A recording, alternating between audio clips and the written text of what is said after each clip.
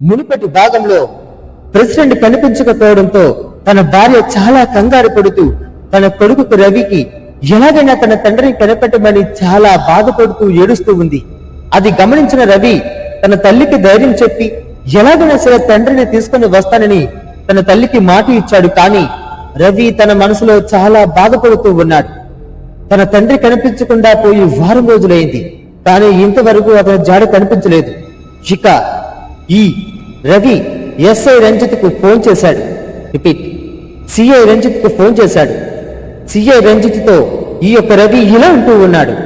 Sir, మా నాన్నగారి కనిపించకుండా పోయి వారం రోజులైంది.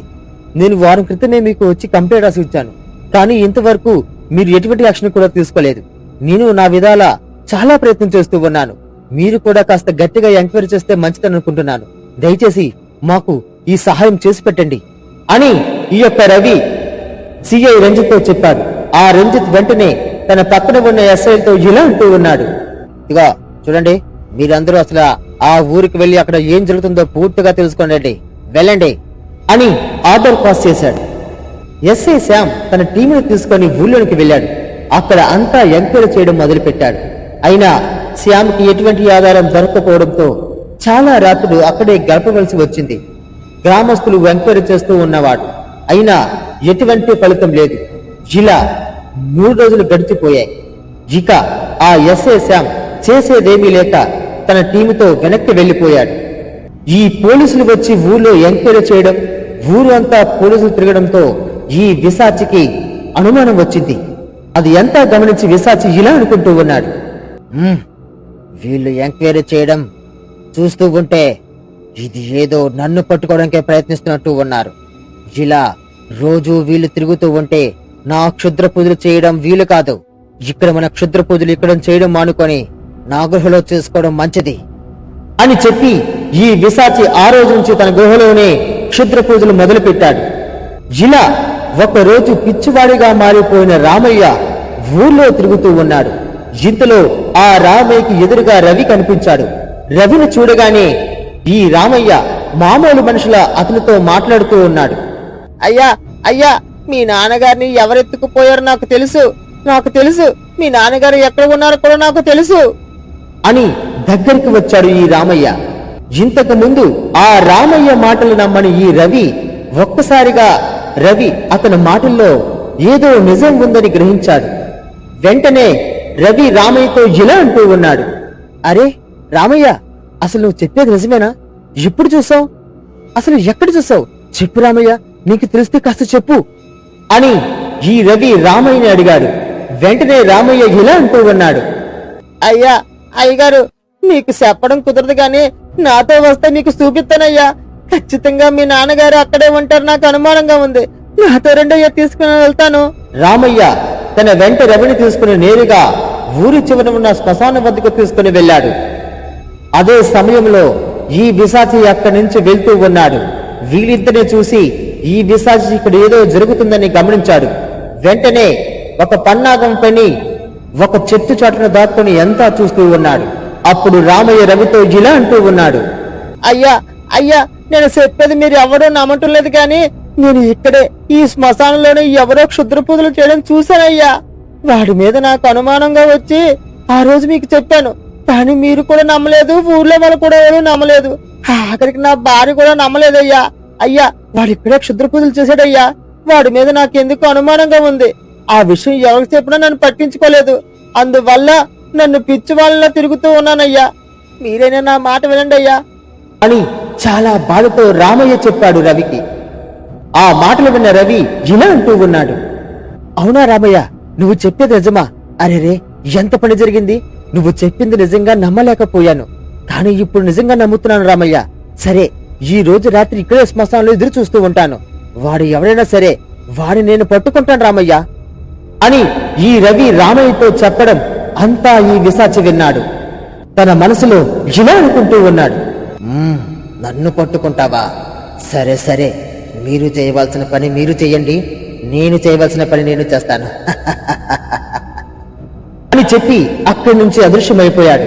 వీళ్ళు కూడా అక్కడి నుంచి వెళ్లిపోయారు. ఇదిలా ఉండగా అదే రోజు రాత్రి రవి ఆ రాత్రి సరిగ్గా 7 గంటల సమయంలో శ్మశానం వద్దకు ఉన్న ఆ పెద్ద మర్రి చెట్టుకి సీసీ కెమెరాలను పెట్టి వాటిని తన మొబైల్లో చూస్తూ ఉన్నాడు. అదే విధంగా తనకి తోడుగా 2 వ్యక్తులు కూడా తీసుకుని వచ్చాడు.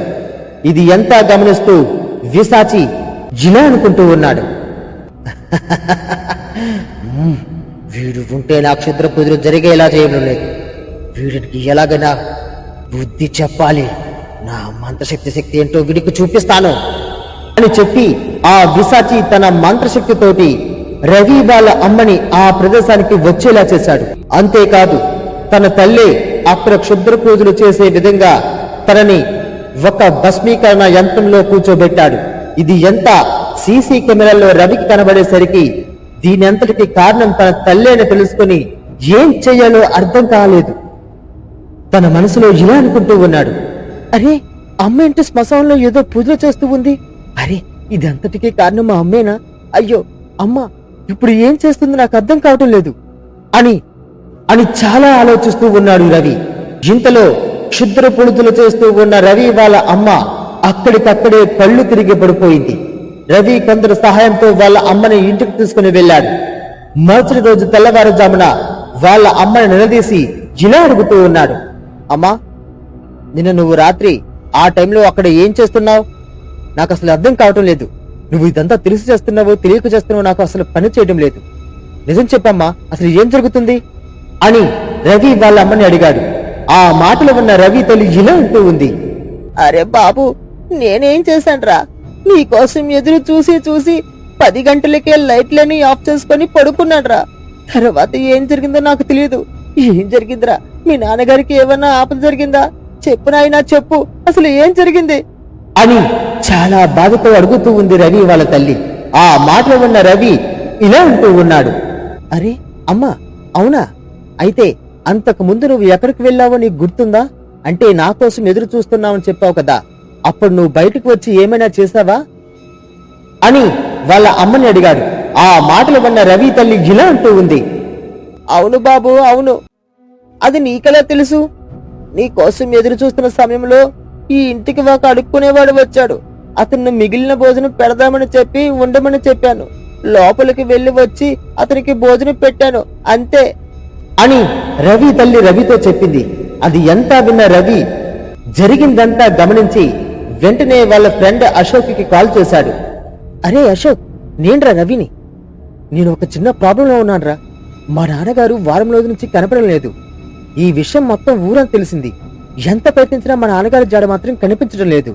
అంతేకాదురా మా అమ్మపై కూడా ఏదో ప్రయోగం జరిగింది. ఇది ఎంతా చూస్తూ ఉంటే నాకు ఏదో కంగారుగా ఉందిరా. ఏదైనా సలహా ఉంటే చెప్పరా అని ఈ యొక్క రవి తన ఫ్రెండ్ అయిన అశోక్ ని అడిగాడు. ఆ మాటలు విన్న అశోక్ ఇలా అంటూ ఉన్నాడు, అరే రవి, ఇంత జరిగిన తర్వాత నాకు ఇప్పుడు దాకా ఎందుకు చెప్పలేదురా? సరే కంగారు పడుకు. ఇది ఎంతా చూస్తుంటే నాకు ఏదో అనుమానంగా ఉంది. మనం వెంటనే ఒక భూత వైద్యుని కలిసి అతని సలహా తీసుకుందాం. అతను ఖచ్చితంగా మనకు సహాయం చేస్తాడేమో చూద్దాంరా. నువ్వు కంగారు పడుకు, నేను ఇప్పుడే వస్తాను అని రవి వాళ్ళ ఫ్రెండ్ అయిన అశోక్ తనతో చెప్పాడు.